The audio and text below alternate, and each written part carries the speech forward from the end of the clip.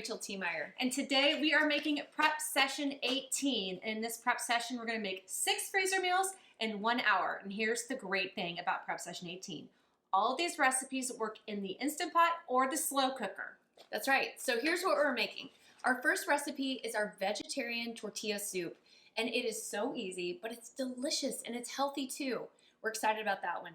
The second one is a family favorite in the Tiemeyer house. It's our French dip. Again, it's just dump and go ingredients into the crock pot or the Instant Pot. You come out with this delicious shredded beef that you put on a sandwich with cheese. Yummy. And the last one is Carnitas. Polly, this is a favorite in your house. It's a Conner family fave. Yes, we love our Carnitas. It's a shredded pork that you put under the broiler. It gets all crispy and delicious, and we lay it out with like a taco bar, you know, and add toppings. So we love that one. Yeah, great. So before we get started, make sure you set out all of your stuff for your recipes. You want your equipment, you want your ingredients, you want to open up your cans, open up your meat, all that. Yep. All right, let's get started. Let's get going.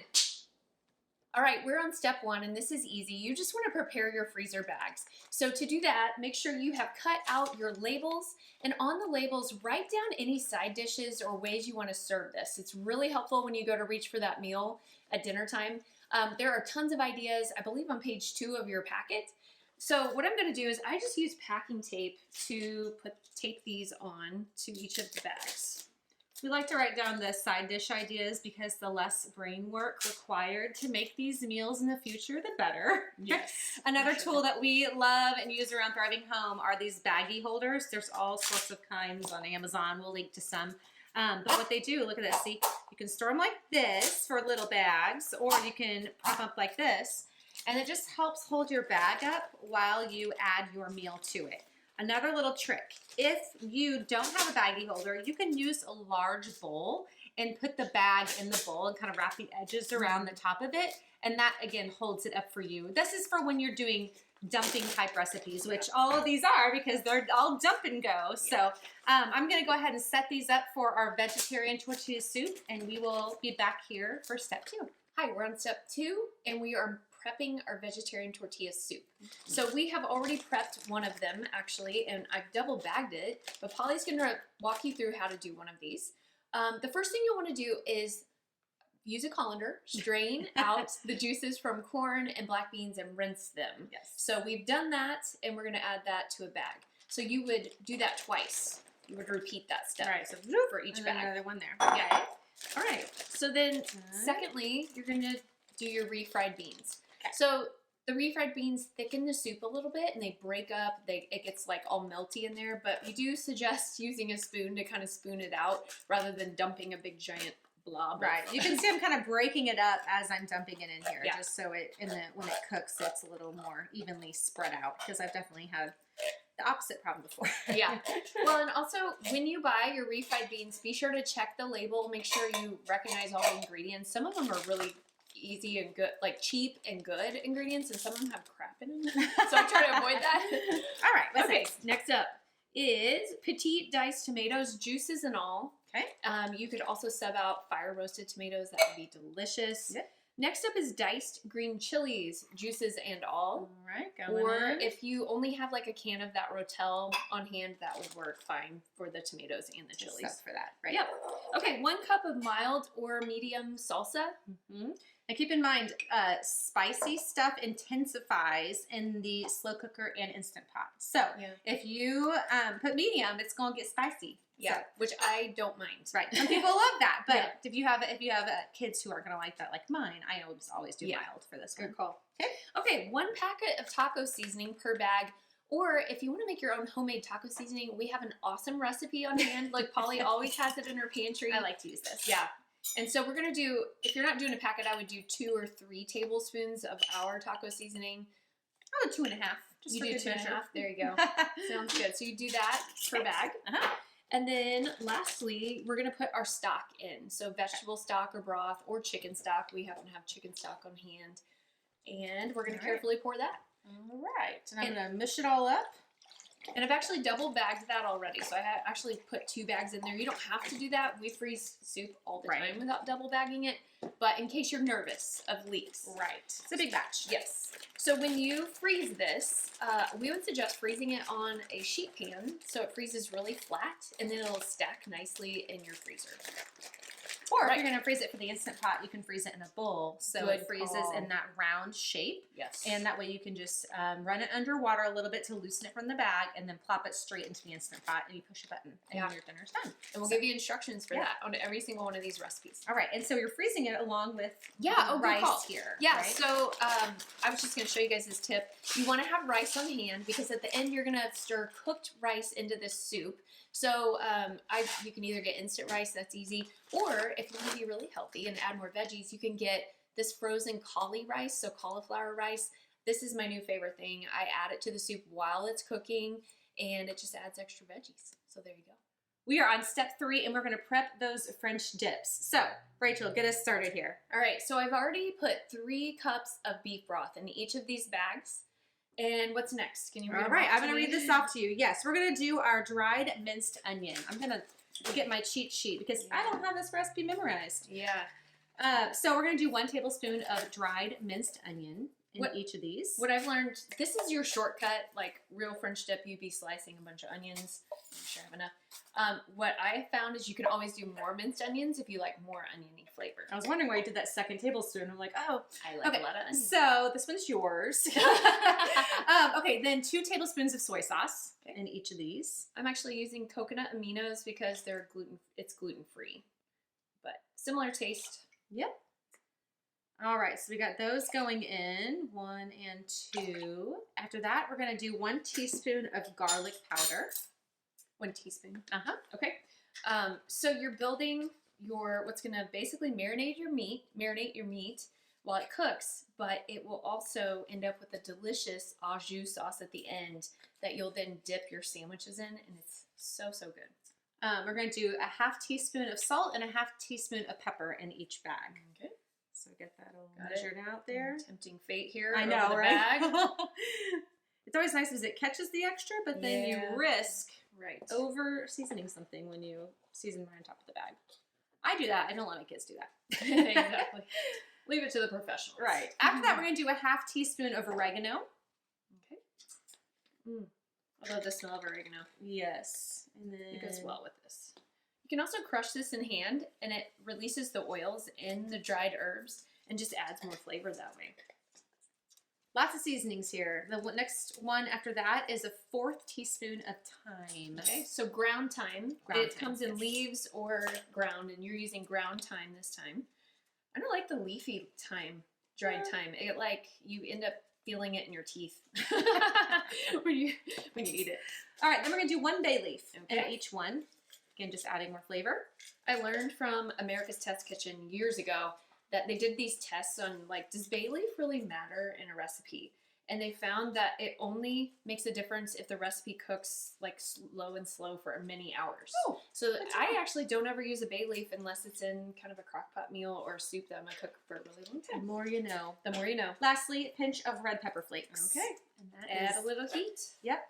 Yay. Those are our seasonings. Oh, well then we'll just keep going with this. We're going to seal and we're going to squish around these, and we don't add that yet. Okay. I missed that somewhere. Nope. I think it's on the next page. Okay. But we're gonna go ahead and add our chuck roast to this. Do you want to do the honors with the tongs here? Okay. And I'll kind of open it up. Try not to touch it to the sides of the bag so it doesn't get contaminated. Open this one up. Go and woo! We're making messes. That one almost got splashy. We have definitely made our share of messes on camera over the years. If you watch any of our other prep sessions, you'll see some pretty interesting things happen. We've had, dog interruptions. Oh, yes. We've had spills. We've had rotten meat. Rotten ribs. Rotten meat on camera. Yes. So we did not use that. We did not cook with that. Okay, I'm just squishing this around. And guess what? This one's almost done. Let's stop, and we're going to go to the next step and show you how to freeze this. Hey, just a disclaimer. Polly and I just realized this. We did this in the wrong order. That's okay. The recipe will remain the same, but it's a good idea to put your meat in first just to stabilize the bag and then start adding your liquids. So do that. Don't follow us. My bad. We're on step 4, and this one's super easy. You're just gonna make your French dip kits. So you're gonna have a meal kit. So Polly's got some grocery sacks. Everybody has these around, or you can buy like a 2-gallon bag if you really want it to look pretty, but we don't care. Right. So you're gonna put your French dip, one of your French dip bags in there. If you're freezing for the slow cooker, freeze this flat. If you are freezing one that you want to put in the Instant Pot, we forgot to say this.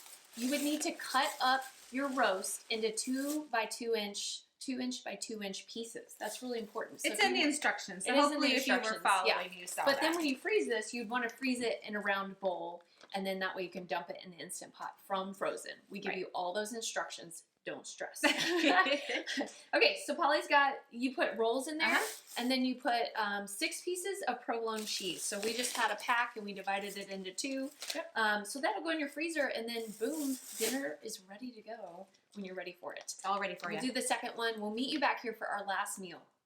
We are on step 5, and we are going to prep our carnitas. Now, what we have done off camera already is put our pork butt, pork shoulders, whatever you want to call Our them. big butts. The big, They're that's what I was trying to avoid, is like the same butt on camera. Rachel's just highlighting it. Okay, so we put those into our freezer bags already, just because we didn't need to do it on camera, and you see us finagle these in there. It wasn't pretty. Now, something worth saying, if you're making this for the Instant Pot, you want to quarter your pork before you put it in there. That way it cooks evenly. We tested it all sorts of ways. That's the best way to do it. Just trust us. That's important. Yes, so we have these already in here. Yep. We're going to dice 2 onions. And again, we got a head start. You'll probably have to pause and do that. I did dice one of them. Yes. So to dice your onion, if you haven't done this using this method before, it might change your life. As Polly says, she used to chase them around the board. You don't have to do that. So this is your stem end, and then your root end has the hair. The stem end, go ahead and chop that off. So the top of your onion, chop it off, get rid of it, and then lay it flat on the board. And now I'm going to cut down through the middle of the root. So you've got 2 halves like this. And then I'm going to go ahead and take the skin off. That, papery skin. Sometimes that comes off easy, and sometimes not so much. Yeah, today it's doing all right. I always wonder how, like, those Food Network people, everything works perfectly for them on camera. And I have to tell you, behind the scenes, it does not work perfectly for us. We've had much imperfection today, indeed. Today, we've had a lot of tech issues. All right, so I've got my peeled half onions. Now, place your hand firmly on the top with your fingers out of the way, and we're going to make planks. So I'm going to slice, kind of like seesawing back and forth, all the way to the root, but not through the root. So I'm leaving the root intact. Now I'm going to make what's called sticks. So I'm going to take my knife and go this direction from the root to the other end and make little sticks across. I love this method because you come out with perfectly diced onion. All in one place, too. All in one place. Okay, so it's not falling apart on me. And now you go back across to make your little dice. And a good tip is to keep the tip of your knife on the board, and keep this separate. Yeah, that keeps your knife stable. When I get to the end, I kind of flip it down and I just chop away in little pieces at that point. But there we go.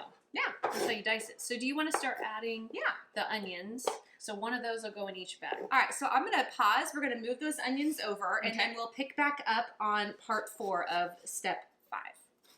We are finishing up part 3 of step 5, and I just wanted to show you one of my favorite kitchen tools. It has lots of different names. It's a food mover, it's a chef's hand, it's a bench scrape. Right. So I use it for recipes like this to move lots of diced veggies over. Now, this onion feels like a lot. It feels like, oh my gosh, there's that much onion going in this recipe. Trust us, it works. It cooks in the slow cooker all day long, so it definitely melts down. The meat absorbs the flavor. You'll really want all that onion. Yeah, and if you know us, we don't normally put raw onion in very many slow cooker recipes, but only when it's going to cook 8 hours or more. That's when it'll get melted down and sweet again. Right. Don't mind me, I'm crying over here from all that onion. Okay, Polly, let's do this. We've got our onion in. Can you do a 4th cup of lime juice per bag? Yes. Now, we have done this where we have squeezed out the limes for it, and it's delicious, but it takes forever. So we have found this brand we like. It's called Nellie and Joe's Key West lime juice, and that's what we're using today as a shortcut. Next is orange juice, 1/2 cup. Again, you can do fresh squeezed orange juice. It's delicious. I've done it. but it's nice to take a shortcut. So we're just using. What you almost didn't see there, Rachel, is that meal almost tipped over on top of me. That would have been a hilarious that would blooper. not be good. Okay. All right, so we've got lime juice, orange juice, building so much flavor with the citrus. Next is a little bit of hot sauce. Okay, so 1 tablespoon of hot sauce per bag. And you can eyeball this. If you like it hotter, you can do more heat. Right. I love how the Pioneer Woman in her show, she's always like, so add a teaspoon of hot sauce or a half cup, like our family likes. I mean, she loves her hot sauce. Yes. Okay, this does add a lot of flavor, though. It doesn't come out very fast, though. That's all right. There we go. Next up is pre-minced garlic. So again, you can mince your own garlic. Fresh is always best, but we're using the canned kind. So you want 2.5 teaspoons per bag. 2.5 teaspoons. So if you think about each clove is about a half teaspoon, that's 5 cloves per bag. I mean, we got an onion. We got 5 cloves of garlic. We've got fresh orange juice. This is where I always add juice. extra. I always dump a lot more garlic in. I love my garlic. Okay. Okay, 1 teaspoon of oregano. I'm going to scrape this garlic out with my finger. Yeah. Okay. Oh, how do you say oregano, Rachel? Oregano. Isn't that how they say it on the British baking show? Oregano. Oregano. I'm just learning that. Okay. So 1 teaspoon of that. 2 teaspoons of ground cumin. Okay. And this will add some smokiness to it in the background. 2 in each one? 2 teaspoons in each bag of ground cumin. 2. I think we're going to use up all this cumin. Finally. I have like multiple things of cumin in I know, me too. In my pantry. Okay. 1 teaspoon of chili powder. Okay. Again, a little bit of heat in the background. This is not spicy though. Would you call this spicy? No, not at all. Just it's a nice blend of heat, citrus, a little tang. What is on my shirt? No one told me there was a sticker on my shirt. Thanks, guys. Appreciate that. 2 teaspoons of salt. Let's make sure it's salty enough. I love it. You guys, we are the most normal people. I swear to you. In case you haven't picked up on that. You could see behind the scenes. And then lastly, 1 teaspoon of black pepper. Okay. I'm trying to, this one has that seasoning all over it. I'm trying not to dip it into these. 1 teaspoon of black pepper. So much seasoning. Okay, so we have our big butts in our bags, and we're going to seal them. I'm sorry. I'm like a junior high kid. I am so junior high. Okay, we're going to seal it, and we're going to squish it around. This is the fun part. All right. We're going to squish it and get all that seasoning and juices and everything throughout that. Ooh, bless you. Pepper. No pepper. Or COVID. One of them. COVID or pepper. Don't say that word. I know. That's the word. Okay, so yay. We're done with that. Okay, meet us back here. We'll show you everything. Congratulations. You just made 6 dump and go slow cooker or Instant Pot meals in just actually not even 1 hour, 45 minutes at most. This was an easy one. Guys, if you like this, you are going to love our other prep sessions. We have 17 others to choose from right now. It's a growing library. So head over to 1 Hour Freezer Prep for more information on how to get more prep sessions like these. Thanks for joining us.